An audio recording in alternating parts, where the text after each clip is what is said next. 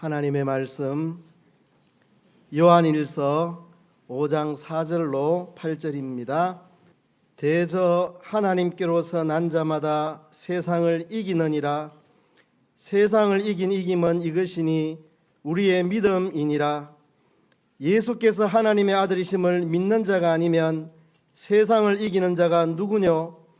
이는 물과 피로 임하신 자니 곧 예수 그리스도시라. 물로만 아니요 물과 피로 임하셨고 증거하는 이는 성령이 있으니 성령은 진리니라. 증거하는 이가 셋이니 성령과 물과 피라. 또한 이 셋이 합하여 하나이니라. 아멘. 장윤성 목사님 나오셔서 참능력이라는 제목으로 말씀 전해주실 때 은혜 받으시기 바랍니다.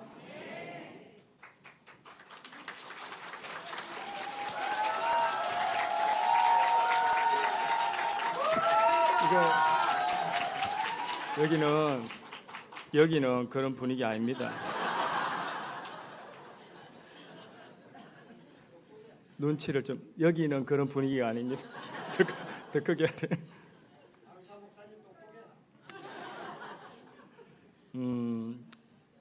감사촌에 우리가 왔습니다. 그죠?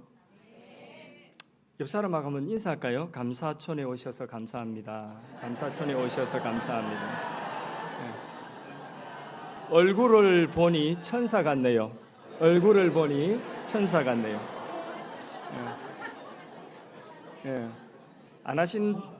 못 하시는 분이 계셔서 계속합니다. 그렇게 말씀해 주셔서 감사합니다. 그렇게 말씀해 주셔서 감사합니다. 또 합니다. 은혜 받고 행복합시다. 진짜 마지막입니다. 마지막으로 웃자든지 행복합시다. 웃자든지 행복합시다. 설교는 율법 설교와 은혜 설교가 있습니다. 뒤에 들립니까? 저 뒤편에 안 들리시면 혹시 손 한번 들어주시죠. 은혜 설교와 율법 설교가 있습니다. 십계명 설교를 하면 율법 설교입니까? 그건 아니고 십계명 설교를 듣고 내 삶이 변화되고 그 십계명 설교를 듣고 내 삶이 살아나면 그건 복음 설교입니다. 근데 예수님 대속 이야기해도 그래도 또 복음서를 설교를 해도 율법이 될 수가 있습니다. 한번 따라해 볼까요? 율법은 사람을 죽이고 은혜는 사람을 살린다. 율법은 두려움을 주고 은혜는 평안을 준다. 율법은 정죄하고 은혜는 사람을 변화시킨다. 여러분, 율법을 받아가지 마시고 은혜를 받아가기를 축복합니다. 오전에 이제 참 믿음을 전개했습니다. 근데 그 믿음이라고 하는 것도 내가 현실에서 지켜낼 능력이 없으면 율법 설교됩니다. 결론이 율법으로 그렇게 내가 그렇게 해야 되는데 못하는 것에 대한 죄책감과 무거운 짐이 남는다고 한다면 결국은 율법 설교 들은 것입니다. 오전에 참 믿음, 그 다음에 새벽에 참 사랑, 오후에는 참 능력이라고 하는 제목으로 말씀을 전하겠습니다.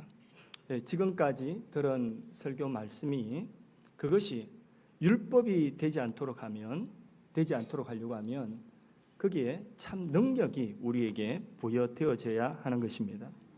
하나님께로 난 자마다, 하나님께로 난 자는 누구죠? 성도죠. 성도가 세상을 이긴다. 본문에 예수께서 하나님의 아들이심을 믿는 자 누구죠? 성도. 성도는 세상을 이긴다. 현실을 이긴다. 현실에 삼켜지지 않고 그 현실에서 참 믿음을 만들어낸다. 세상을 이긴다는 말은 그 현실 속에서 믿음으로 살아낸다. 믿음을 만든다. 세상을 이기는 이기면 이것이니 우리의 뭐라고요? 믿음이다. 자기 현실에서 참 믿음을 만들어내는 것, 그것이 세상을 이기는 것, 자기 현실을 이기는 것인 줄로 믿습니다. 그렇게 참 믿음으로 살아내기 위해서는 자기 힘으로는 안 돼요. 그 믿음 만들고 유지하고 자라게 하는 능력이 있어야 돼요. 그 믿음을 현실에서 만들어내는 능력을 여기 요한일서 5장 본문에는 증거라고 그렇게 표현했어요. 여기 증거, 세 가지 증거가 있는데 이 증거가 바로 뭐냐? 우리의 현실에서 참 믿음을 만들어내는, 다시 말해서 현실을 이기는 믿음을 지켜낼 수 있는 바로 능력이다. 그게 바로 증거다. 또 다른 표현으로 체험이다. 이래 말할 수 있습니다. 7절, 8절에 증언하는 이가 몇이라고요? 셋인데 하나는 성령과 또 하나는 물과 또 하나는 피라. 근데 이 셋이 하나다. 진리의 성령의 말씀이 그 진리의 말씀, 하나님의 말씀을 성령이 그 말씀을 깨닫게 하시고, 그리고 그 성령이 깨닫게 하시는 말씀이 뭐냐? 주님의 대속. 이 대속을 증거하여서 내 안에서 확정이 되고 내 안에서 이것이 체험이 되게 하여서 결국 물과 피와 성령이 하나가 되어서 우리의 현실을 살아낼 수 있는 믿음을 만들어내고 유지시키고 자라게 하는 것입니다. 그래서 우리가 대속의 체험, 피의 체험, 그리고 말씀의 체험, 진리를 체험해야 되거든요. 성령의 체험, 이 체험이 뭐냐? 증거다. 이것이 우리의 믿음의 증거다. 세상을 이기는 이김은 이것이니 믿음 지킴은 그것만큼 우리가 믿음을 지킨 것만큼 자기 성화요, 그리고 건설의 구원이요, 사명 감당함이요, 천국의 상급인 줄로 믿습니다. 이 셋의 증거, 피와 성령과 진리의 이 셋의 증거가 없으면 시험이 오면 넘어집니다. 증거라고 하는 것은 말씀에 기록된 것으로 끝나는 것이 아니라 이것이 우리 안에 확증이 되고 이게 체험되어지는, 그게 증거입니다. 이게 없으면 시험이 오면 넘어지는 것입니다. 교회 안에 출처 없는 열심 되게 많습니다. 그냥 냄비같이 확 끓어가지고 금방 식어버립니다. 우리 청소년부 여름에 보니까 청소년부 어디 집회를 가는데 수련회를 가는데 보니까 평소에 출석 숫자보다 수련회 간 애들이 더 많아요. 이게 뭐예요? 뭔지 모르겠어요. 분위기에 우해가지고 갈 수가 있는 겁니다.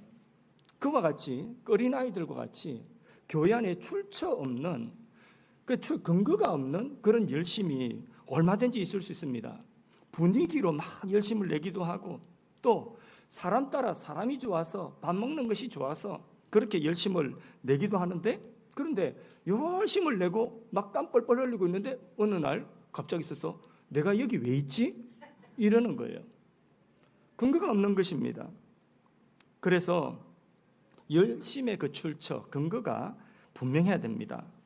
설교를 오늘 새벽부터 새벽 오전 오후까지 제 시간에 3시간을 설교하는데, 근데 혹이라도 마음이 불편하신 분들이 계시면 그 불편한 마음 여러분들 조금 마음을 여시고요.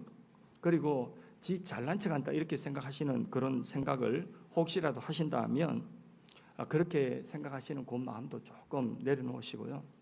그런 마음은 일도 없고 정말 진리의 교훈 위에서 제가 체험했던, 우리가 받았던 이 교훈을 체험했던, 그 체험했던 것을 저는 전하고자 합니다.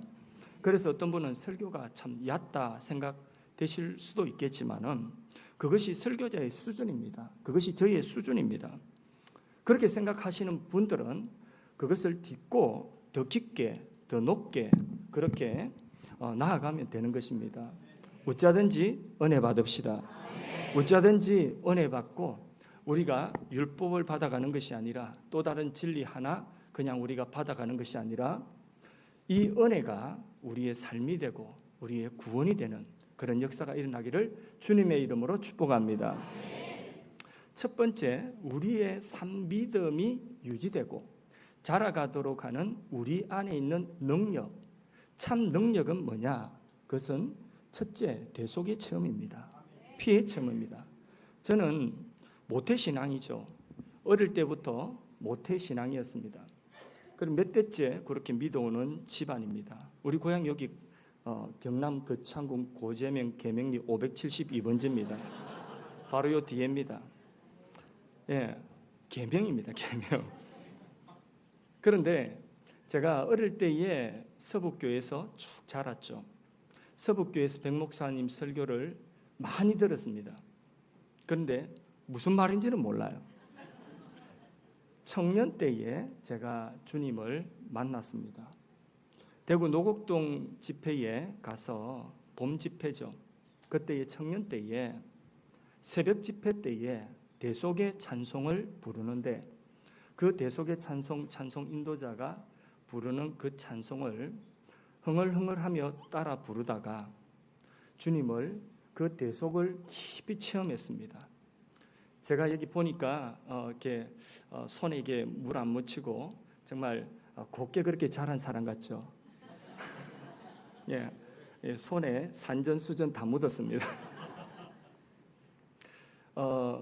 중학교 2학년 때까지 제가 신앙생활을 하면서 교회와 그리고 집과 또 학교와 요 세 군데를 다니면서 교회 오면 착한 아이, 또 집에 오면 참 앞으로 목사 될 그런 목사감이다. 우리 할머니 늘 그랬거든요. 그래서 집과 교회에서 그렇게 착한 아이로 그렇게 살았었는데, 근데 그게 저희에게 있어서 어쩌면 굉장히 무거운 짐이었던 것 같습니다. 그래서 어느 정도였냐면 서북교회에서 예배를 드리면 그러면 저는 이제 어린이 예배도 드려야 되고 그리고 장년반 예배도 드려야 돼요. 어른들은 어른 예배만 드는데 왜 애들은 다 드려야 되는지 모르겠어요. 그러니까 하여튼 그때는 다 드렸어요. 그러니까 어른 예배가 너무 힘든 거죠. 그래서 어떻게 했냐면 어른 예배 마치고 어른들 나올 때에 서북교회 사람이 많으니까 우르르 나오면 놀다가 싹 들어가서 그래가지고 나올 때에 이제 인사하고 누구 만났다고 이렇게 인사를 하고 그렇게 나왔습니다. 그렇게 신앙도 없는 사람이, 믿음도 없는 사람이 그렇게 예배를 많이 드리고 하는 그 집안의 내력이 얼마나 힘들었겠습니까? 저는 핍박을 받으며 자랐습니다. 성경을 안 읽으면 밥을 안 주고, 예, 아무리 아파도 교회를 빠지면 그건 있을 수 없는 일이에요. 열이 펄펄 나도 가다가 죽더라도 교회는 가야 됐어요. 그렇게 참 많은 핍박 속에서 신앙생활을 했습니다. 이게 이제 청소년이 되니까 이게 거부감이 생기는 거죠. 그래서 이 거부감이 나중에 반항으로 이어지고 참 많이 먹였습니다. 그래서 그러다가 한 몇 년을 방황을 하다가 청년 때에 그렇게 집회를 참석했었는데 그 5월 집회에 대속의 그 찬양, 피의 찬양을 듣는데 내가 난생 처음 그렇게 죄인이라는 것을, 나의 뼛속까지 나의 존재 전체가 죄인이라는 것을 그때 처음으로 알게 되었습니다.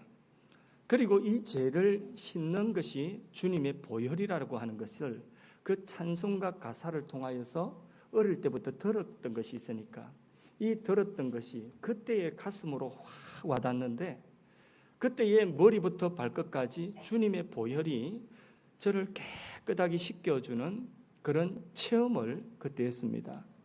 보혈의 체험을 한 거죠.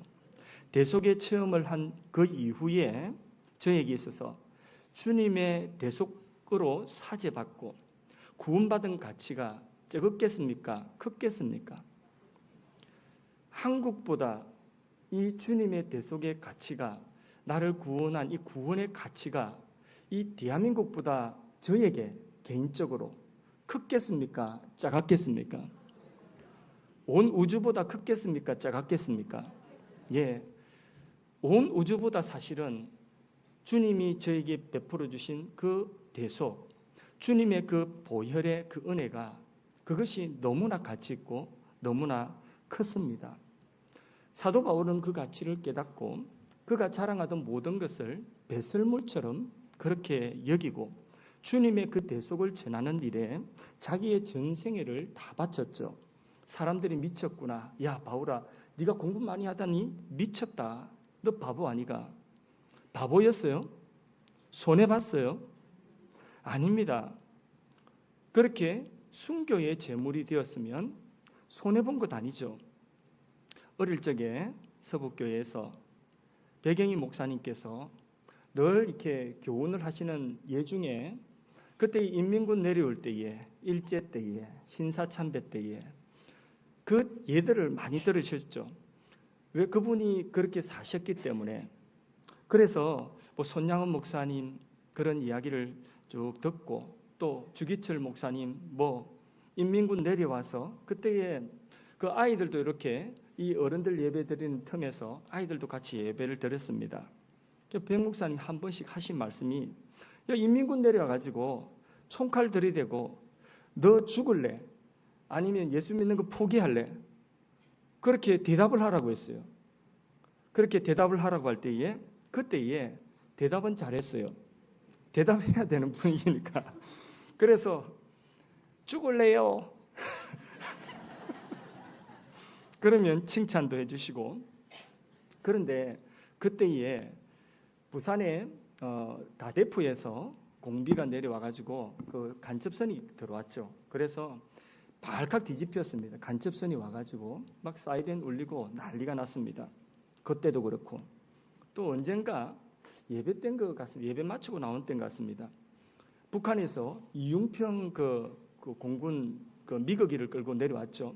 그때도 그 공군 미거기 내려올 때에 사이렌 울리고 그 한 번씩 이게 민방위 훈련 늘 했잖아요. 그때는 사이렌 울리면 가슴이 철렁하는 거예요.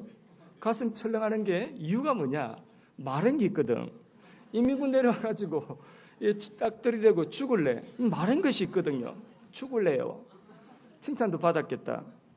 그런데 제가 어릴 때 몸이 허약하고 이래가지고 누워서 낮잠을 잔다든 이러면 가위가 눌리는데 그때 가위 눌리는 거는 뭐냐면 인민군 내려오는 거였습니다. 인민군 내려와가지고 발은 안 떨어지는데 도망은 가야 되겠고 그러면 바로 뒤에 따라오는 건 뭐냐? 아 이제는 순교해야 되겠구나.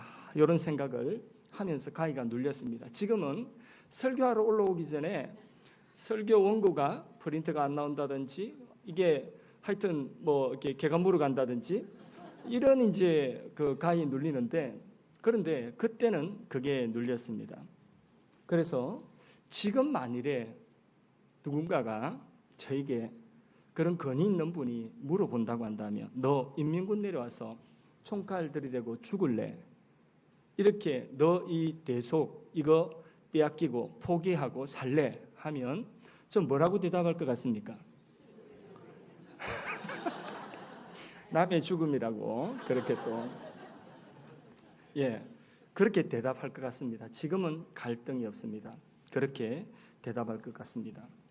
포도나무 신학교 또 우리 중국에 또 이전에 심양에도 그렇고 중국 학생들 우리 교단에서 선교를 하는데 얼마 전에도 그 제주도에서 강의를 하는데 이제 그 학생들에게 비전을 물어봤습니다. 20살, 30살, 20대, 30대 그런 청년들이 와서 그렇게 그 중국 교회의 앞으로 일꾼이 되고자 거기서는 훈련을 받으니까 나와가지고 그 불안한 지위를 여기에서 2년 동안에 그래 노동하면서 하나님 말씀을 배우는 그 훈련받는 그 과정에 있는 친구들. 그래서 한 사람씩 세워가지고 앞으로 훈련받아서 어떤 사역을 할래? 어떤 일을 할래?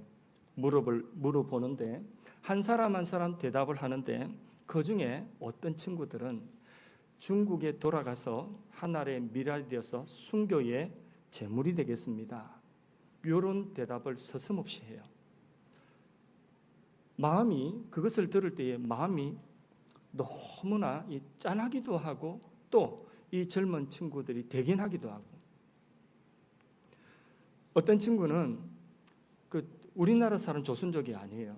어떤 친구는 북한에 들어가서 성경 가지고 들어가서 북한에서 복음 전하다가 순교하고 싶다.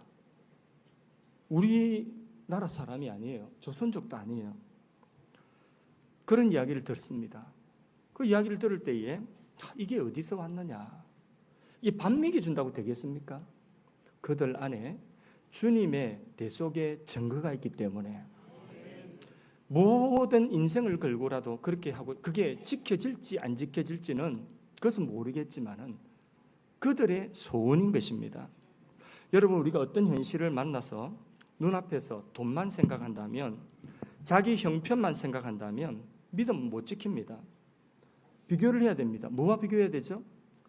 돈과 내가 받은 대속, 내가 대속으로 인하여 얻은 구원, 이것의 가치를 어느 것이 큰가, 이걸 생각해야 되는 것입니다.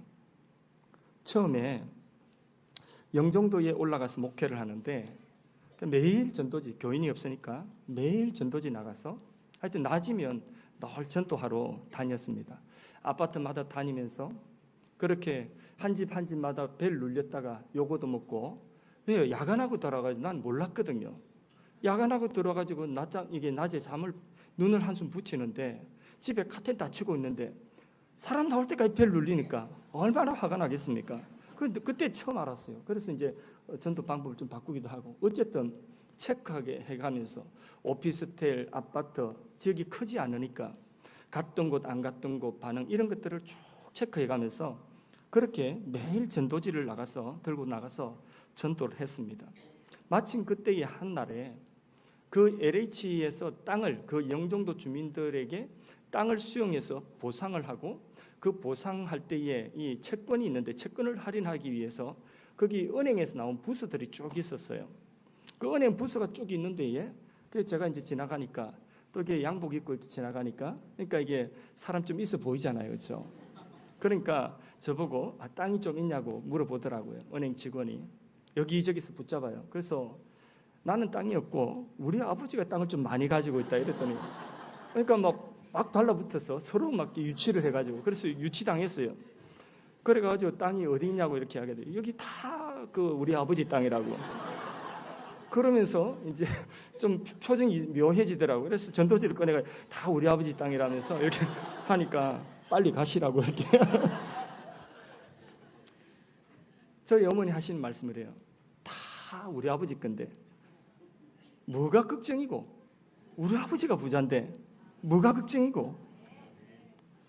교회를 건축을 6년 전에 교회 건축을 했습니다. 아시는 분들은 아시겠지만은 교회 건축을 하는데 상당히 어려운 그런 할 수 없는 그런 건축의 과정이었는데, 건축을 하면서 제가 눈물을 참 많이 그때 흘렸던 것 같습니다. 눈물을 하나님 특별히 주시는 그때가 있는 것 같아요. 처음 내가 주님의 대속의 경험을 할 때 그때의 눈물을 많이 흘렸는데, 그런데 건축하는 과정에 눈물을 많이 흘렸어요. 그래서 눈물 흘리면서 우리 선배 목사님 또 동료 목사님들과 함께 기도원에서 또 제주도에도 가서 기도하고 이렇게 했는데, 같이 기도하는데 눈물을 흘리니까, 그러니까 다들 저를 안쓰럽게 생각하고, 저거 얼마나 힘들면, 저 얼마나 짐이 무거우면, 얼마나 돈 걱정이 많으면 그렇게. 그래서 눈물을 흘리니까 밥도 많이 얻어 먹었어요. 여기저기서 밥도 사주고 뭐 또 봉투도 주시고 은혜를 참 많이 입었습니다. 그런데 그때의 저의 눈물은요, 돈 걱정 때문에 눈물은 전혀, 거짓말 하나도 안 보태고 돈 걱정에 대한 눈물은 전혀 없었습니다. 그때의 하나님 주신 은혜가 뭐냐? 그 은혜가 주님의 대속이었습니다. 제가 7년 차 되던 때인가 우리 교회 상가가 이렇게 4층에 절반이 있었는데, 그 절반을 털어가지고 또 나머지 절반을 어떻게 해서 하나님의 은혜로 4층 전체 상가를 리모델링을 했었습니다. 그때 너무 힘들었어요. 알지도 못하는 사람이 뭘 이렇게 나서서 하려고 하다가 너무 힘들어서 그 이후에 그때 교훈을 받고 이 교회를 건축할 때는 그보다 훨씬 더 큰 일이거든요. 그런데 마음속에 하나님 약속한 약속이 있습니다. 내가 행복을 잃어버리면 교인들이 그 행복할 수가 없는 거죠. 교인들도 힘든 거 다 알고 마음적 심적으로 다 힘들어할 텐데, 내가 힘들어하면 내가 은혜가 떨어지면 그러면 이거 아무것도 안 된다. 그래서 먼저 내가 은혜가 충만해야 되겠다. 그래서 주님의 대속을 생각하고 주님의 대속을 주님께서 기도할 때마다 주님의 대속의 은혜를 막 주시기 시작하는데 진짜 걱정이 없어요. 마음이 너무 편안해요. 너무 편하고 그래서 그 대속 때문에 안 잡은 눈물이 나요. 한동안 계속 그렇게 눈물이 났습니다. 주님의 대속이. 그러면서 다른 사람들이 이렇게 나를 위해서 걱정을 많이 하는데 우리 외삼촌이 저의 이야기를 듣고 교회에 뭐 땅을 사고 건축을 한다 이야기를 듣고 우리 외삼촌이 인생을 많이 사셨죠. 외삼촌께서 이렇게 말씀하셨다더라고요. 아이고, 가가 큰 일을 짓네. 큰 죄를 저질렀다. 이렇게 말씀을 하셨다더라고요. 큰 죄를 저질렀다. 모두가 이렇게 나를 걱정하는데 모두가 나를 이렇게 격려해주고 특별히 우리 선후배 목사님들 얼마나 격려를 많이 해주고 얼마나 기도를 많이 해주고 정말 저를 위해서 기도 안 해주신 분이 없을 정도로 그렇게 우리 선후배 동역자 목사님들 그렇게 많은 기도를 해주셨습니다. 그때에 저의 눈물은 주님의 대속. 내가 남들이 이렇게 다 나를 위해 걱정하는데 내가 이렇게 행복해도 되나? 이렇게 걱정이 없어도 되나? 그런 말로 표현할 수 없는 그런 담대함과 그 눈물, 그것은 대속의 눈물이었습니다. 만일에 돈을 생각했다고 한다면 그러면 그 돈으로 인한 걱정으로 저는 아마 병났을 것 같습니다. 그래서요 주님의 대속의 그 은혜를 생각하면서 그 대속의 은혜의 그 눈물로 그 시간들 고통의 시간이면 고통의 시간이고 불안하고 두려움의 시간이었으면 그 염려와 불안함의 그 긴 시간들을 정말 평안하게 내가 이렇게 행복해도 되나 싶을 정도로 그렇게 했습니다. 그때에 그 인사했던 인사가 아까 어찌하든지 행복합시다. 그거에서 우리 교인들 아시죠? 그죠? 어찌하든지 행복합시다. 집에서 하도 그거 그만하라고 해서 그래서 제가 했어요. 그러면 저짜든지 행복합시다. 이랬어요. 예. 우리 찬송 한 장 할까요? 통일 찬송 200장 주의 피로 이룬 샘물 참 깊고 넓도다.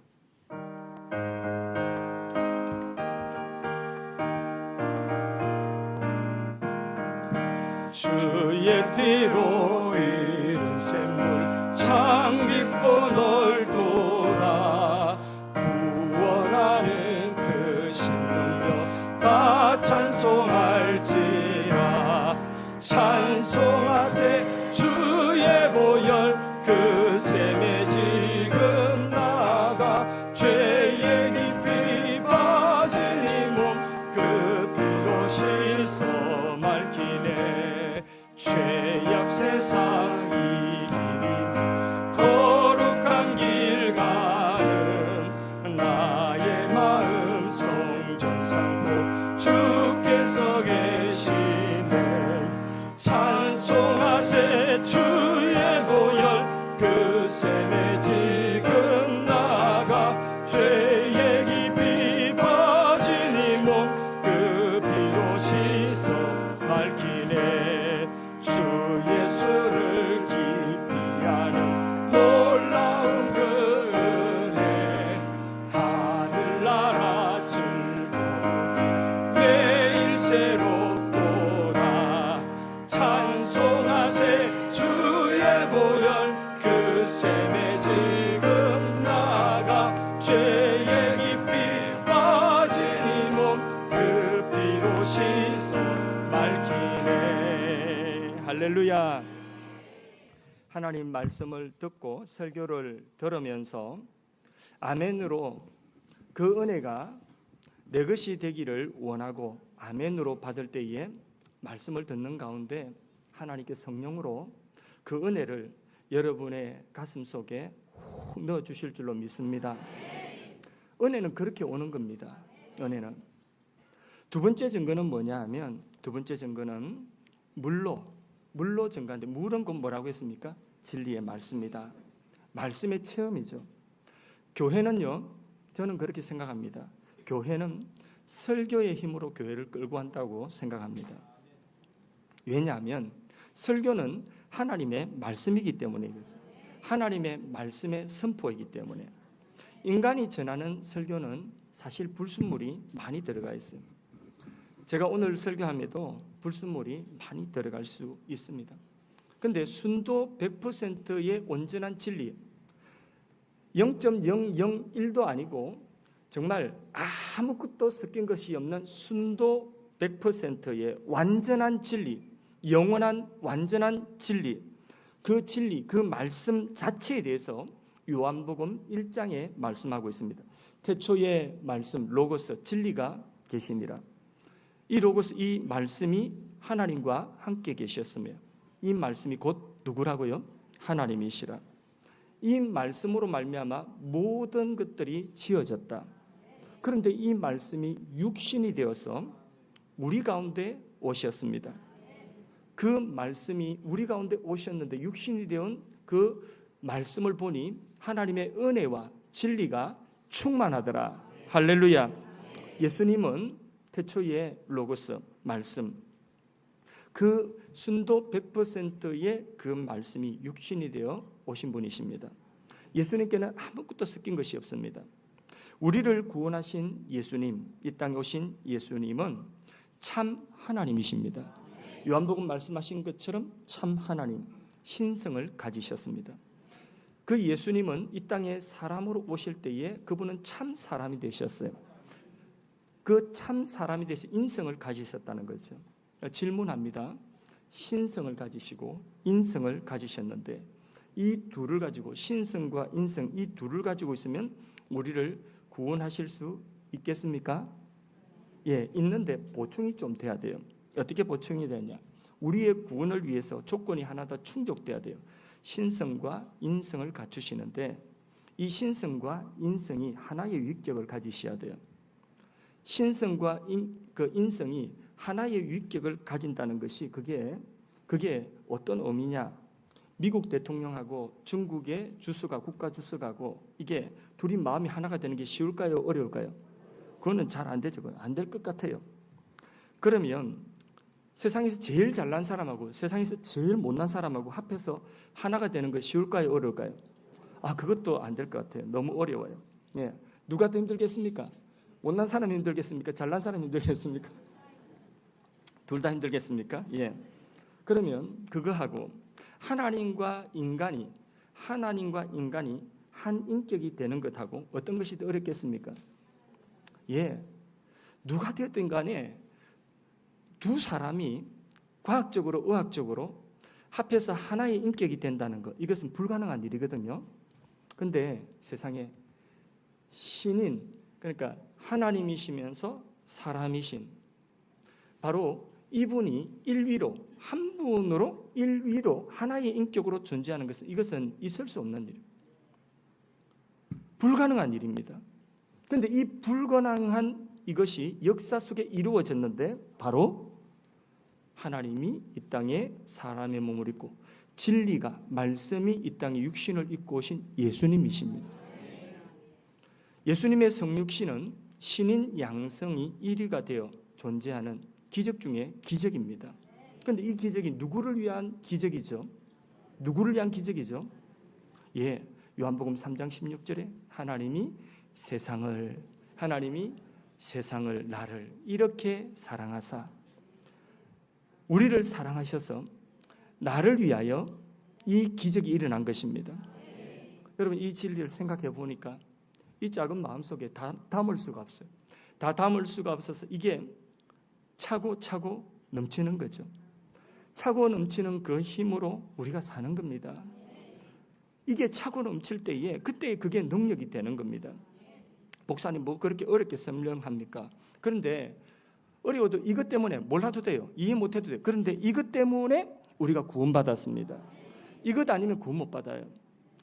하나님이 사람이 되어 오시고 신인이 이리로 신인 양성이 이리로 존재하는 그 하나님의 성육신 그 말씀이 진리가 육신이 되어서 오신 그 예수님 이분 안에서 우리의 온전한 구원이 우리의 구원이 이루어지고 가능한 것입니다.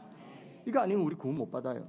하나님께서 인류의 대표인 아담과 언약을 체결하시는데 첫 번째 언약을 행위 언약이라고 합니다. 이 행위 언약 안에 있으면 영생이요. 그 행위 언약이 뭐냐? 바로 선악과 금지 명령이죠.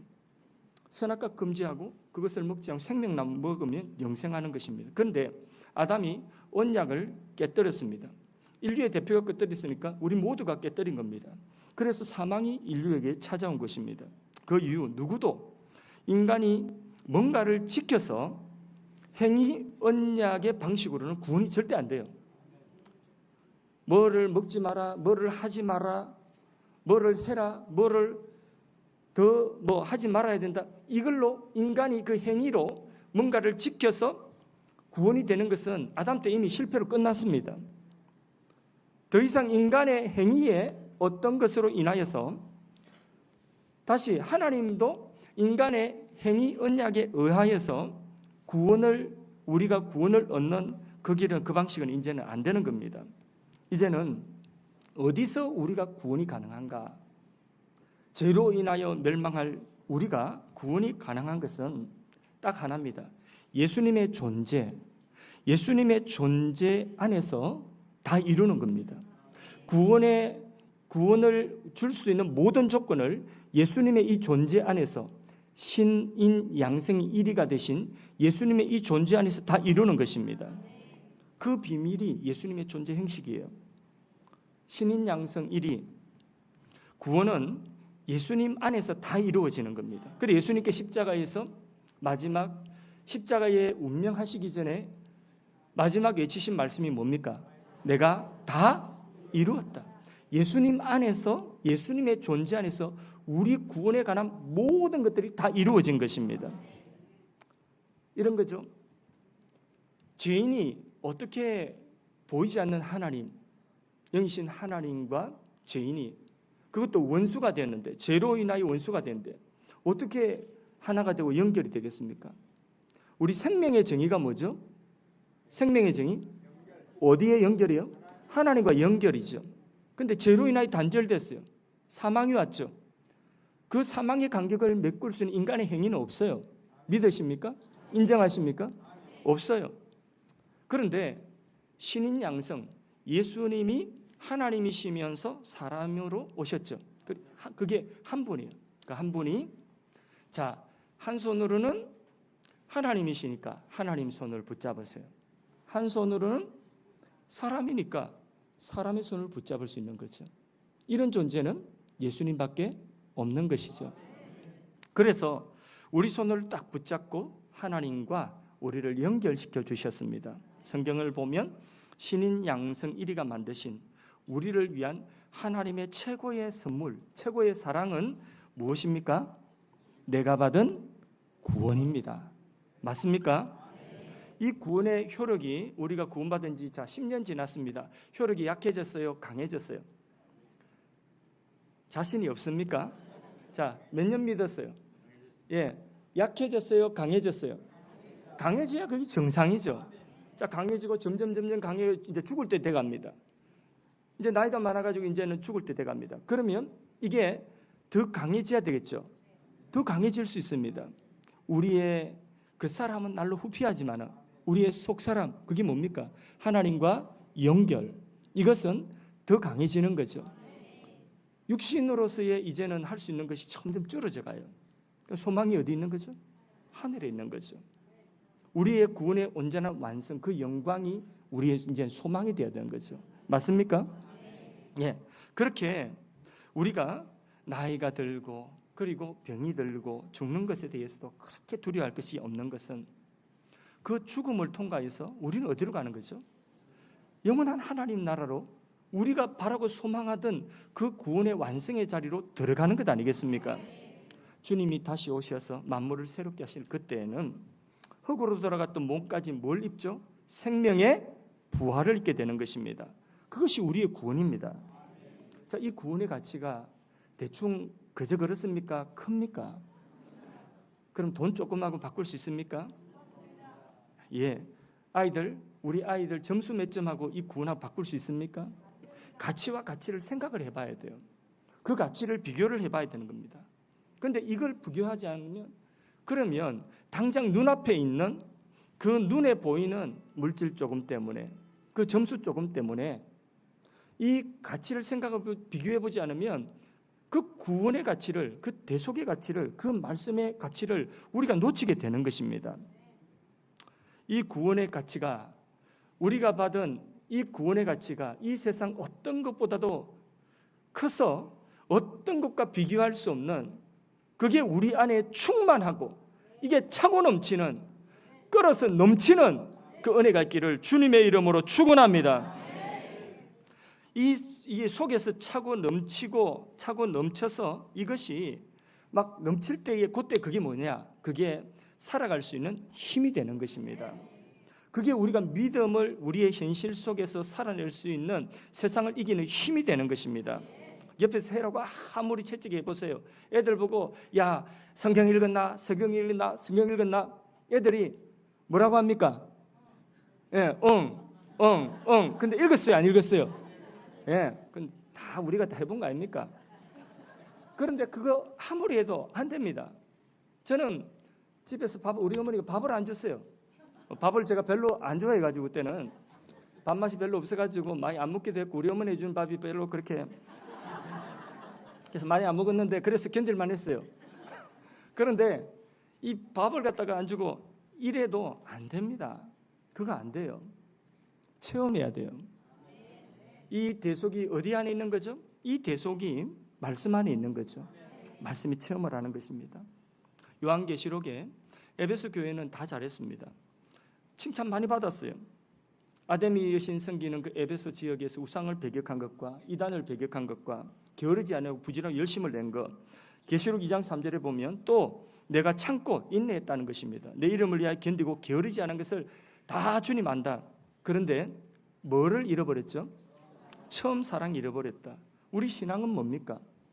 하나님의 사랑, 참 사랑이 내게 왔고 그 사랑에 대한 반응으로 나의 믿음, 그 사랑에 대한 반응으로 이 반응으로 나타나는 모든 것들, 이게 믿음이 되겠죠, 그죠? 그 사랑이 왔고 그 사랑에 대한 반응으로 우리가 작은 선한 일도 하고 큰 헌신도 하는 것입니다. 그게 믿음의 본질이에요. 그게 우리 신앙의 본질입니다. 내가 뭘 열심히 하겠다, 그게 본질이 아니에요. 먼저 뭐가 와요? 참 사랑이 왔고 그 사랑을 알고 인정하고 그것을 내 안에 받아 그 사랑에 나를 맡겨서 반응되어지는, 그게 신앙생활입니다. 거기서 예배를 드리고 거기서 헌신을 하고 거기서 선한 일을 하고 선한 싸움도 싸우고 선교도 하고 다 하는 것입니다. 그 속에 있는 참 사랑, 그게 본질이죠. 말씀 속에 담겨져 있는 그 대속, 그 주님의 사랑이 본질이에요. 이 사랑이, 어떤 분이 교회에서 이 차가운 물에 막 손을 담가가면서 막 그 마포걸레 그거 잘 안 짜지니까 손으로 막 마포걸레 이렇게 물을 짜고 이렇게 합니다. 손을 짜고. 이런데 그 집에서 다 이게 다 귀한 분들이에요. 사회 나가면 다 귀한 분들입니다. 근데 교회에서 막 이렇게 합니다. 그 모습은 청소죠. 알맹이는 뭡니까? 알맹이 뭡니까? 사랑이죠. 무슨 사랑이에요? 이 대속의 사랑으로 교회 사랑하는 거예요. 사랑이죠. 속에 알맹이는 사랑입니다. 주부가 시장에 가서 오후 4시 되니까 장 보러 마트에 가니까 여기 와서 사보세요, 저기 와서 사보세요. 아, 요거 맛있겠다. 된장찌개 끓여야 되겠다. 차돌박이 된장찌개 끓여야 되겠다. 두부를 촉촉 넣고 그 애호박을 착 해가지고 착 넣고 해가지고 뚝배기에 팍 뽀글뽀글뽀글. 지금 그거 묻고 싶다는 이야기는 아니에요.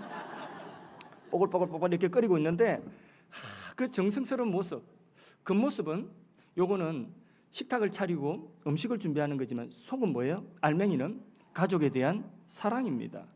사랑이 본질인 것입니다. 이것 없으면 껍데기 남는 것이죠. 우리의 예배와 섬김과 봉사 속에 사랑 빠진 것 주님이 아실까요? 모르실까요? 에베소 교회가 수고하고 참고 인내하고 게으르지 않고 부지런한 것, 그러나 그 속에 사랑 빠진 것 주님이 정확하게 아셨죠. 제일 중요한 걸 잃어버렸다. 이 사랑 잃어버렸다. 경상도 남자들은 집에 들어오면 3마디 한다는 유명한 일화가 있죠. 첫째, 아는. 둘째, 밥도. 셋째, 안 그런 사람도 있습니다.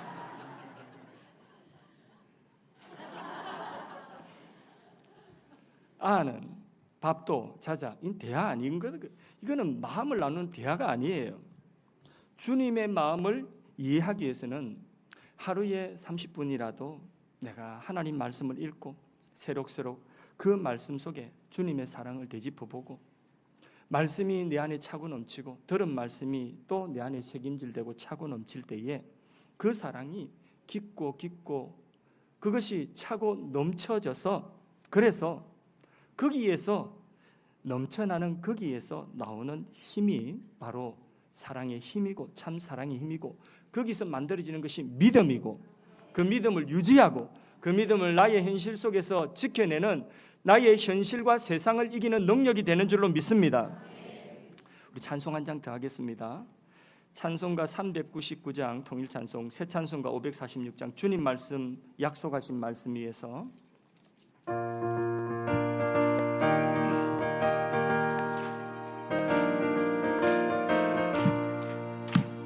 주의 약속하신 말씀 위에서 영원토록 주를 찬송하리라.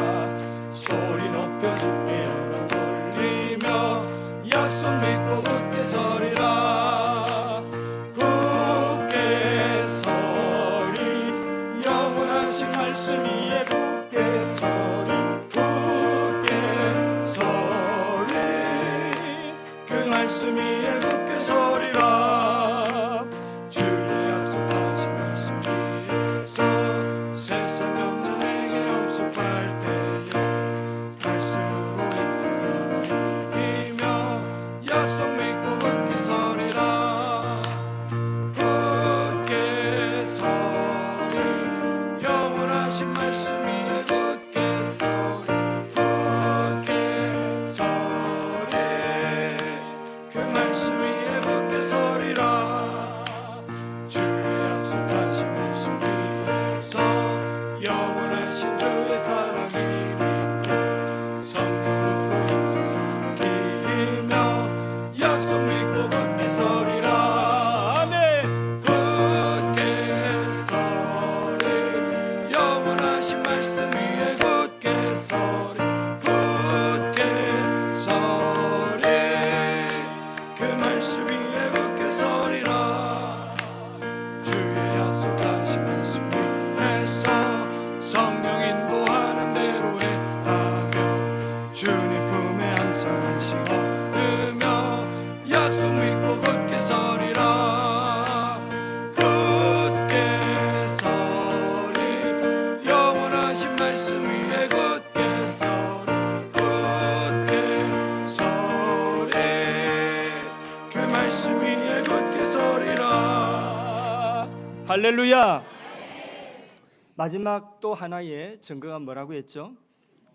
성령, 물과 피와 성령의 증거라고 했습니다.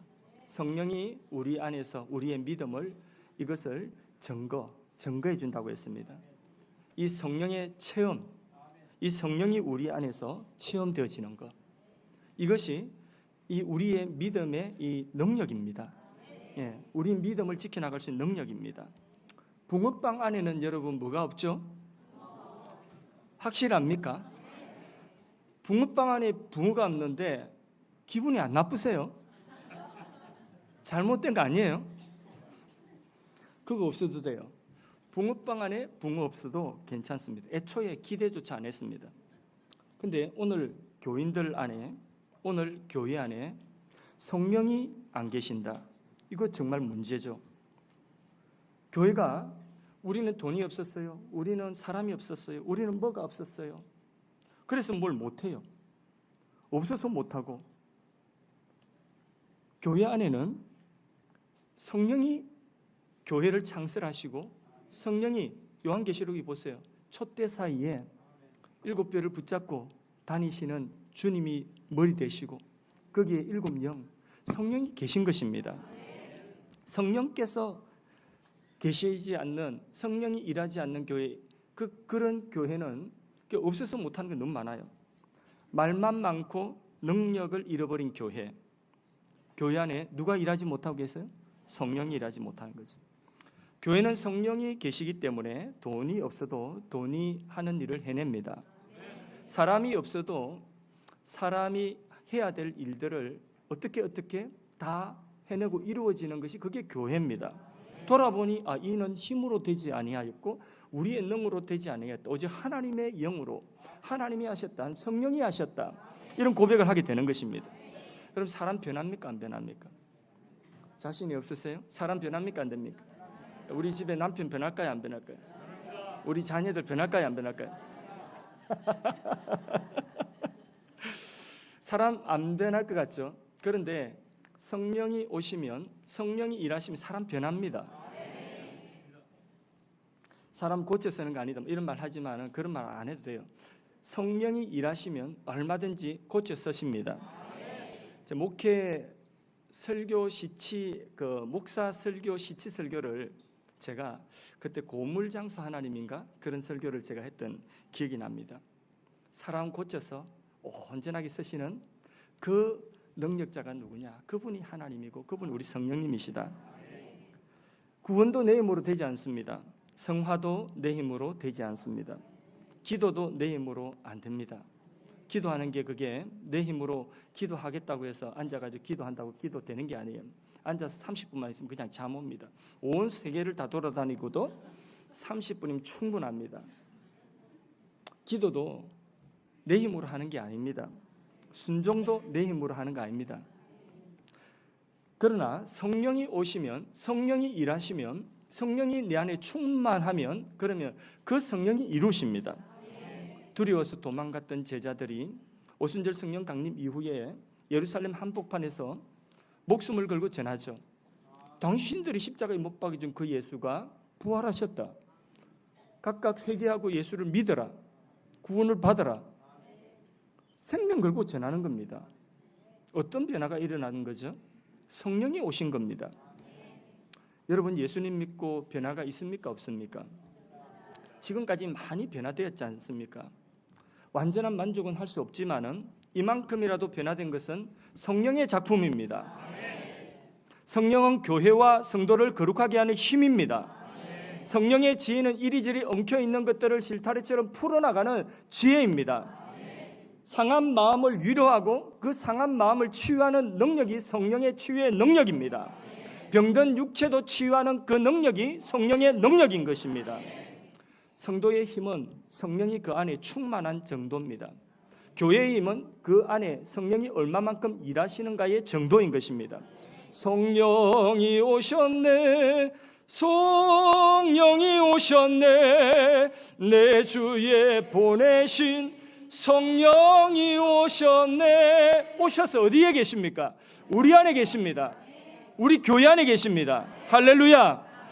초대 예루살렘 교회의 힘은 성령이 오셔서 교회를 창설하시고 120명 성도들 그들이 전심으로 기도할 때에 성령이 강림하셔서 그들을 일으켜 세우시고 그들로 하여금 주체할 수 없는 은혜로 뭘 말하겠다고요? 우리 첫 시간에 하나님의 큰 일을 뛰쳐나가서 하나님의 큰 일을 예수 그리스도를 전하는 것입니다. 그런 놀라운 역사가 하루에 3,000명, 하루에 5,000명씩 구원받는 역사가 일어나는 것입니다. 할렐루야.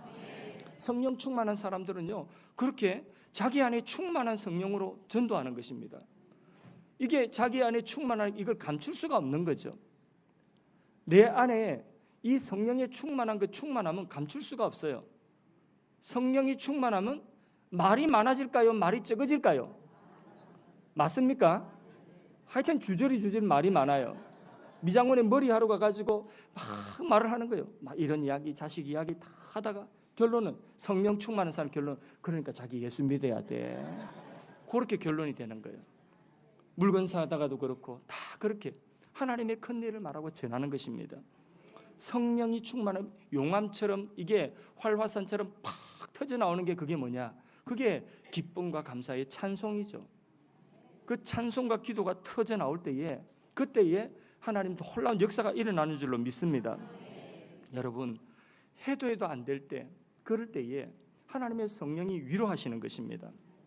성령이 충만하여 은혜가 깊고 깊어져서 강물처럼 이게 차오르고 차올라서 용암이 산을 뚫고 분출하듯이 그렇게 기도와 찬양이 확 타오를 때에 마귀가 쫓겨가는 줄로 믿습니다. 루터가 종교개혁을 했지 않습니까? 마틴 루터가 그 종교개혁 비텐베르게 성벽에 그 95개 조항문을 75개입니까? 95 갑자기 생각이 안 난다. 95개 그 반박문을 그 카톨릭에 대한 반박문을 그것을 비텐베르그 성분에 딱 붙이는 순간 이제는 종교개혁의 그 깃발을 선봉에 쓰게 된 거예요. 원수 마귀가 얼마나 죽이려고 공격합니까? 얼마나 달려듭니까? 그 엄청난 공격. 그때는 붙잡히면 화형당합니다. 생명을 걸고 그 일선에 섰을 때에 그때에 루터라고 왜 두려움이 없겠습니까? 그 두려움이 밀려올 때에 그때에 루터가 기록한 기록에 이런 기록이 있습니다.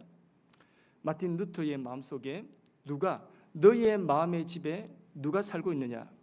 루터가 대답합니다. 이전에는 마틴 루터가 살았는데 이제는 누가 산다고요? 예, 이제는 예수 그리스도께서 사신다. 이제는 마틴 루터가 사는 것이 아니라 예수 그리스도가 사신다. 그러면서 그 종교개혁의 그 역사를 다 이루어 나가면서 그 시대를 감당할 수 있는 그런 위대한 종이 된 것입니다. 그 능력이 어디서 오느냐? 그 능력이 자기 안에 예수 그리스도로 자기는 죽고 예수 그리스도로 사는 그 능력이 그것이 성령으로 말미암아 오는 줄로 믿습니다. 자, 지금 염려가 있고 근심이 있습니까? 해도 안 됩니까? 여러분 안에 지금 누가 사십니까? 이전에는 내가 살았는데 지금은 예수님이 사신다. 하나님의 참 사랑이 들어와 있다. 그걸 누가 가르쳐 주시죠? 성령이 가르쳐 주시는 것입니다. 할렐루야. 삶이 힘들고 영적으로도 막 삶이 힘들면 무너지고 연약해집니다. 해도 안 될 때 있습니다. 목회도 그렇더라고요. 해도 안 될 때가 있습니다. 울어도 안 되고 힘써도 안 되고 아무리 이것도 해보고 저것도 해보고 몸부림을 쳐도 안 될 때 있습니다. 그래서 막 부르짖었습니다. 그래서 기도할 때 그냥 조용히 기도할 수가 없어요. 답답하니까 부르짖어 기도해야죠. 그래서 몇 안 되는 교인들 막 새벽기도, 금요기도 하여튼 시끄럽게 기도했습니다. 요란스럽게 기도했습니다. 막 부르짖어 기도 인도하는데 한 사람이 눈에 딱 보이는 거예요. 기도 이렇게 부르짖어서 기도 안 하는 한 사람이 딱 보이는 거예요. 그 한 사람이 누굴까요? 우리 아내가 고개를 푹 숙이고 내가 이렇게 해도 안 되고 이렇게 힘써도 안 되고 내가 이렇게 용을 써도 안 되고 내가 이렇게 목이 다 터지라고 교인들 몇 명 되지도 않는데 이렇게 부르짖어 기도하는데 그런데 아니 저 사람 저렇게 졸고 앉아있나 기도 시간에 그래가지고 맨날 며칠을 제가 벼렀습니다. 어느 날 아침은 제가 진짜 마음에 작정하고 가서 혼을 내주리라. 그래서 따끔하게 내가 한마디 해야 되겠다. 막 그날도 통성기도 하는데 그런데 역시 엎드려 있어요. 이렇게 고개를 숙이고 있어요. 소리내서 기도를 안 하는 거예요. 그래서 그날 막 통성기도 시켜놓고 음악 틀어놓고 내려갔습니다. 그래가지고 확 깨어가지고 이제 기도 안 하고 마누 딱 이렇게 이제 그 앞에까지 갔어요. 가가지고 흔들어 깨우려고 하는데 딱 보니까 닭똥 같은 눈물을 이렇게 고개를 숙이고 줄줄줄줄줄줄줄줄 닭똥 같은 눈물을 흘리고 있더라고. 그걸 보고 즉시로 돌아섰습니다. 후퇴. 즉시로 후퇴했습니다. 후퇴하고 마음속으로 회개했어요. 야, 외식도 나는 누구 기도하는 거, 누구 기도 안 하는 거 이거 쳐다보고 그 사람 때문에 그 사람 기도 안 하기 때문에 이게 안 되는구나 이런 생각하고 별의별 생각을 다 하고 있는데 한 사람은 아무 말 없이 그냥 그렇게 엎드려서 닭똥 같은 눈물을 뚝뚝 흘리고 기도하는 모습을 보니까 내가 목회하는 것이 그게 내 힘으로 하는 것이 아니라 저 눈물로 기도하는 것이구나 이런 생각이 들었습니다. 그러면서 무슨 기도를 그렇게 하고 또 무슨 생각을 했느냐 한번 이야기를 해주더라고요. 자기 때문에 목사님 목회가 안 되는 것 같고 우리 목회가 안 되는 거 다 자기 때문인가 자기가 부족해서 그런 것 같고 그래서 이런 기도를 했답니다. 눈물을 뚝뚝 흘리면서 하나님 저를 데려가시고 무섭죠. 하여튼 여자들 무서워요. 하나님 저를 데려가 주시고 새로운 사람 만나가지고 정말 목회를 잘 도는 사람 만나가지고 그렇게 목회가 될 수 있도록 그런 기도도 했다더는. 예, 그래서 지금 제가 새 장가는 못 가고 있어요.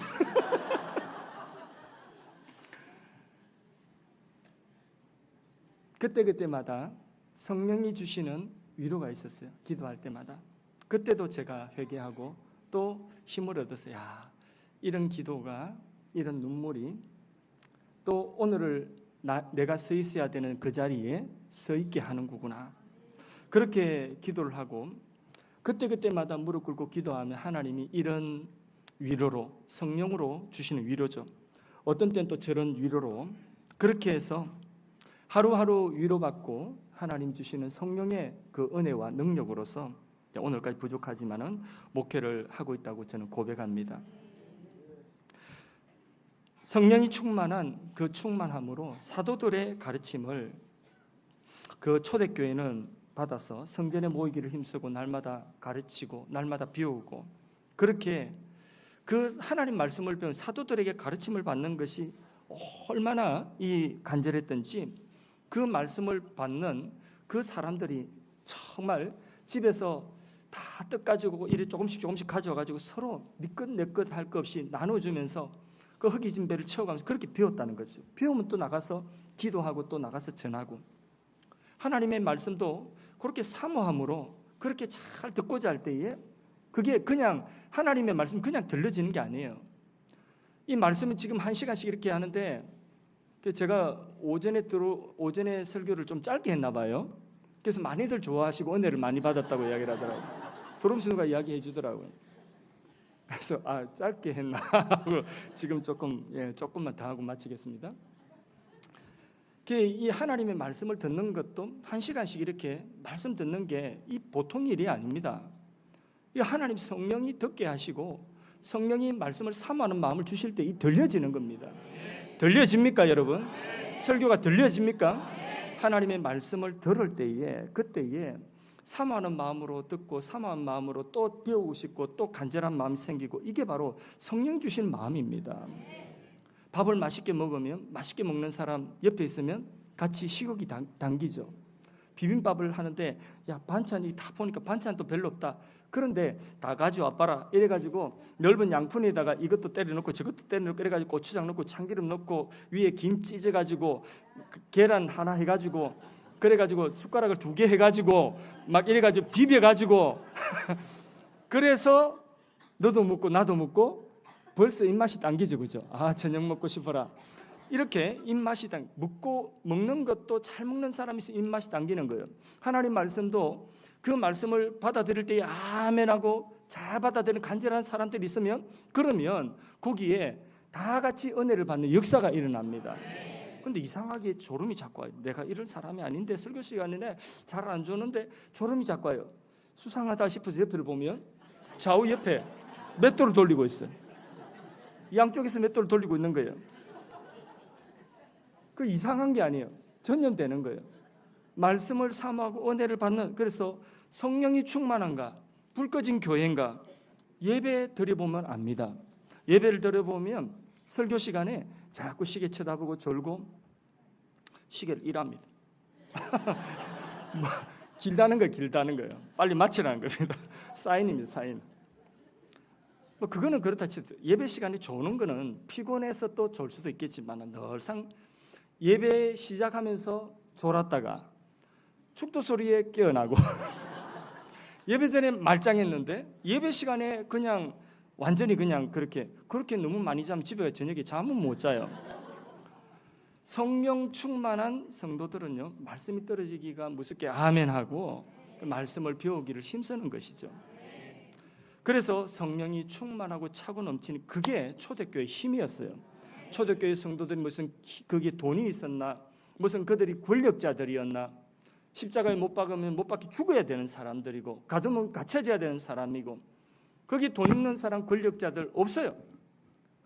그렇게 연약한 그런 교회의 모습이지만은 그 교회가 그 시대를 감당하고 그들을 핍박하는 자들까지 다 수용할 수 있는 그 능력이, 그 힘이 어디서 나왔습니까? 어디서 나왔습니까? 성령 믿으십니까? 우리 교회에 이 성령이 역사하기를 간절히 소원합니다. 할렐루야. 여러분, 우리가 할 일이 많아요. 우리 교회가 할 일이 많아요. 우리 교단이 할 일이 많습니다. 정말입니다. 하나님의 성령이 우리 안에 충만하여서 해야 되는 일들을 다 감당할 수 있기를 주의 이름 축복합니다. 내 것 없이 욕심도 없어져요. 성령이 충만하니까 욕심이 없는 겁니다. 별로 아끼는 것이 없는 겁니다. 막 가지고 오고 싶습니다.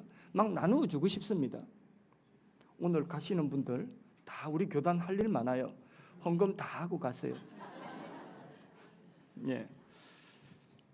성령이 강물처럼 막 넘치니까 뭐가 생기느냐? 소원이 생기는데 그 소원을 비전이라고 하기도 하고 꿈이라고 하기도 하는 거죠. 사도행전 2장 17절에 이 교회의 이 비전, 이 꿈이 있으니까 교회가 움직이는, 그렇게 말세에 내가 내 영을 모든 육체에 부어주니 자녀들은 뭐 한다고요? 예언. 젊은이들은요? 환상. 늙은이들은 꿈꾼다. 요엘서의 예언이 성령이 오시니까 성취되는 거예요. 자녀들이 예언을 하고 미래의 일들을 이야기하는, 자녀들이 자기 입으로 나는 이렇게 살 거예요. 나는 주님을 위해서 이렇게 살 거예요. 그 이야기를 하는 거예요. 또 젊은이들도 역시 환상을 보고 나는 이렇게 살 거예요. 이렇게 살 거예요. 나이 많은 사람들도 꿈을 꾸며 나이가 많은데 꿈을 꾼다는 것입니다. 이렇게 되기를 원한다. 다 보인다. 다 될 거다. 그러면서 꿈을 꾸는 것입니다. 갈렙이 이 산지를 내게 주소서 몇 살 때였습니까? 80. 하나님 나라를 위해 손들고 기도하는 것입니다. 오고 오는 세대를 축복하며 기도하는 것입니다. 제가 세상에서 방황할 때 천국 가신 우리 할머니께서 제가 하나님의 종이 될 것을 꿈꾸셨어요. 근데 그분은 천국 갈 때에 제가 방황하고 있었어요. 그런데 그분 천국 가서 지금 보고 계실 거예요. 예. 목사님 같은 훌륭한 종이 되래. 니는 틀림없이 그래 될 기대. 그렇게 말씀하셨어요. 어릴 때 기억이 생생하게 납니다. 그 어른이 손을 들고 늘 그렇게 축복하면서, 우리 집에는요, 우리 어머니가 참 호랑이셨어요. 저한테는, 제 자랄 때 정말 무서웠어요. 친구 집에 갔다가 만화책 한번 보고, 친구 집에서는 보거든요. 만화책 보다가 덜 봐가지고 책가방에 넣어왔다가 집에 들켰어요. 마귀책을 가져왔다고. 얼마나 우리 어머니한테 두드려 맞았는지. 예, 호랑이셨어요. 근데 그때마다 어디선가 나타나서 혜성같이 저를 도와주신 분이 누구냐? 저희 할머니셨어요. 할머니. 그렇게 저를 아껴주시고 사랑해 주셨는데, 할머니가 늘 저를 두고 하신 말씀이, 목사님처럼 훌륭한 종이 되래. 너는 그래 될 기대. 미리 보신 거예요. 그게 예언이에요. 성령이 충만하니까 자녀들을 향하여서 예언하는 것입니다. 자녀들을 향하여 예언할 수 있기를 바랍니다. 할렐루야. 성령이 오시면 꿈을 꾸는 것입니다. 믿음이 생기는 것. 그 꿈이 그냥 헛꿈이 아니라 믿음이 생기는 겁니다. 죄송하지만은 간증 하나만 하고 마치겠습니다. 저희 교회가 이제 8년 전에 우리 집에서 사택에 아파트와 교회 사이로 왔다 갔다 하는 그 길에, 바로 우리 집 앞에 그 산 쪽에, 길가 쪽에 이게 땅이 있는데, 근데 한날 저희 아내가 예배당 목양실에 있으니까 왔더라고요. 목사님, 우리 집 앞에 사택 바로 맞은편에 여기 종교 부지가 있어요. 땅이 있다는 거예요. 근데 그렇게 많이 크지는 않아요. 한 가보실래요? 그래서 그 땅을 딱 보는 순간, 컴퓨터로 딱 보는 순간 그 땅에 한 가보고 싶은 마음이 들었습니다. 집에 왔다 갔다 하는 길이니까. 그래서 집에 이제 교회에서 집에 오는 길에 그 땅 앞에다가 차를 딱 대보고, 그리고 그 다 이게 숲으로 이렇게 우거져 있는데 길가에 산을 끼고 있습니다. 차에서 딱 내렸습니다. 내려가지고 여기서 요만큼이가 하고 이렇게 보는데 제 마음속에 하나님이 곧 성령이 주시는 그 성령의 비전이었어요. 하나님께서 제 마음속에 여기서 여기까지 요 땅은 하나님이 우리 교회에 주시겠다. 그러면서 믿음이 훅 왔어요. 고린도전 12장에 여러 은사들 가운데서 특별하게 하나님 주시는 은사가 있어요. 성령의 은사 중에 그 특별하게 주신 은사 중에 하나가 믿음이에요. 믿음의 은사가 훅 왔어요. 그리고 거기에 대해서 의심이 생기지 않더라고요. 그러면서 그 땅을 보니까 이제는 공매 2차에 나왔는데 2차 날짜가 언제냐? 2주 남았어요. 2주. 그래서 첫 번째 주에 그 믿음을 따라서 선포를 했습니다. 교회 가서 재직회를 소집을 하고 선포를 하니까 그러니까 모두들 얼굴이 하얘졌어요. 돈이 어디 있습니까? 하얘졌습니다. 그런데 할렐루야 하신 분들이 계셨어요. 그 오랫동안 기도해 오신 권사님들, 기도하신 분들은 할렐루야 하시더라고요. 할렐루야. 완전 다르. 할렐루야 하시는데 그런데 할렐루야 하시는 분들은 중요한 건 돈이 없다는 거예요. 할렐루야 했는데. 그래서 한 주 미루어서 재직회를 한 주를 더 미루자, 기도해보자. 이렇게 해서 그때도 한 주 미루는데도 마음에 이 확신이 왔어요. 믿음이 왔어요. 믿음이 확신이 와가지고 한 주를 더 미루고 해도 될 것 같더라고요. 그래서 한 주 더 미루고 막 반대하는 그 중에는 어떤 분이 계셨냐면요. 우리 교회에 얼마 전에 등록을 하신 성도님인데 그분이 등록하면서 저한테 뭐라고 이야기하셨냐면 전에 있던 교회에서 이제 마음에 좀 상처 어려움이 있는데 그 어려움이 뭐냐? 이전 교회가 어렵게 그럴 형편이 안 되는데 교회를 건축을 한다고 강행을 하신 거죠.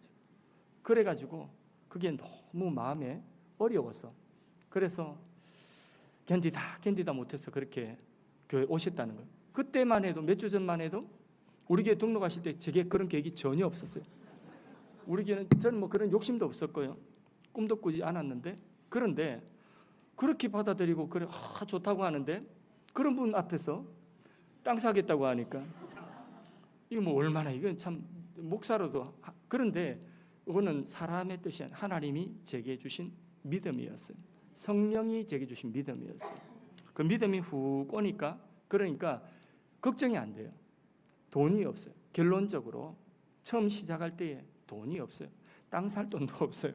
그런데 거기서부터 시작해서 교회를 다 짓고 이전에 있던 상가 팔면 조금 보탤까 땅값이 조금 보탤까 했는데 그 상가도 팔리지 않았고 그 상가조차도 그대로 다 지금 가지고 하나님이 교회를 다 짓도록 그렇게 일을 하셨어요. 그 과정에 수도 없이 많은 그런 은혜들 하나님 채워주신 은혜들이 있는데 근데 요지는 뭐냐?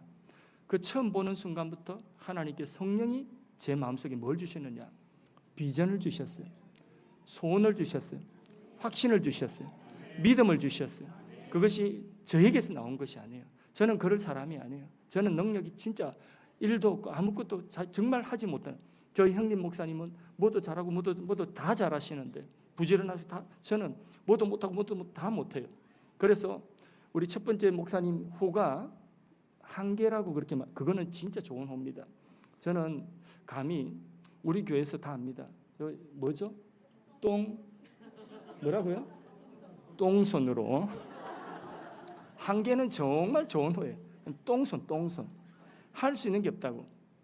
그래서 정말 저는 무지하고 정말 무능한 사람인데 우리 교회도 그런 실력이 안 되는데 하나님께서 성령을 통해서 그 일들을 처음부터 끝까지 하나하나 과정들을 밟아나가게 하시고 사람으로 이룰 수 없는 일들을 이루게 하시는 것입니다. 아무리 어려워도 성령의 힘으로 세상을 이기는 참 신앙, 참 능력 되기를 주의 이름으로 축복합니다. 자, 오늘 말씀을 맺는데요. 강사가 뭐라고 말한 것은 자기 체험입니다. 다 잊어버려도 됩니다. 3가지 남으면 됩니다. 3가지. 하나, 참 사랑. 또요, 참 믿음. 그 믿음을 지켜나가는 우리의 힘이 아니다. 참 능력. 참 능력은 뭐죠? 피와 주님의 대속의 피와 진리와 성령.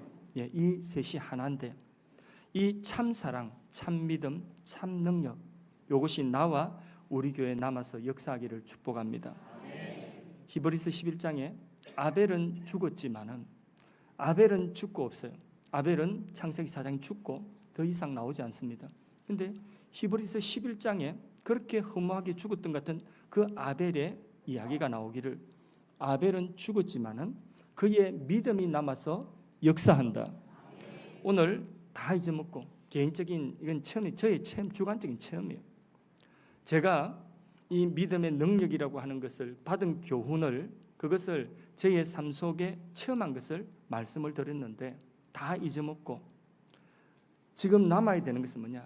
참 사랑이 남고 참 믿음이 남고 참 능력이 나와 우리 교회에 남아서 역사하고 우리 교단에 남아서 역사하기를 주의 이름으로 축복합니다.